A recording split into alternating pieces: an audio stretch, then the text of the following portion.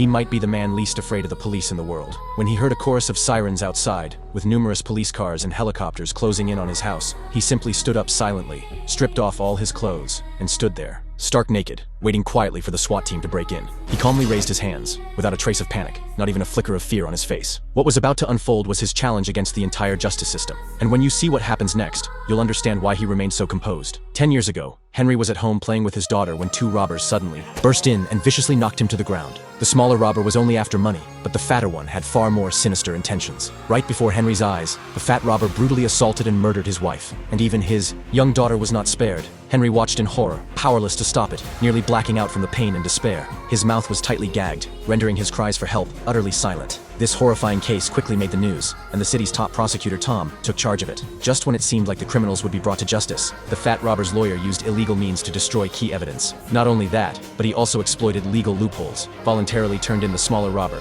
and portrayed himself as merely an accomplice. In the end, the smaller robber was sentenced to death, but the execution was set for 10 years later, while the fat robber received only a few years in prison. He would be out soon. Tom knew this was unfair, but fearing that pursuing the case further could risk a loss in court, jeopardizing his 96% conviction rate, he chose to strike a deal with the fat robber's lawyer. And just like that, the true monster escaped justice. When Henry heard the news, it hit him like a thunderbolt. He had believed the law would avenge his wife and daughter, only to realize how absurd and laughable justice could be. In that moment, his heart was consumed by rage and despair. 10 years passed. The day of the smaller robber's execution arrived, and everyone involved in the case was required to attend. Even at the brink of death, the smaller robber kept pleading his innocence, but no one could do anything. As per protocol, 3 vials of lethal drugs were injected into his body one by one. He was supposed to die peacefully, but instead, his body convulsed violently, struggling in agony before finally succumbing. Afterward, an investigation revealed that the drugs had been secretly tampered with. Stranger still, a chilling message was found on one of the vials. "Can't fight fate." That was the fat robber's catchphrase. Realizing something was wrong,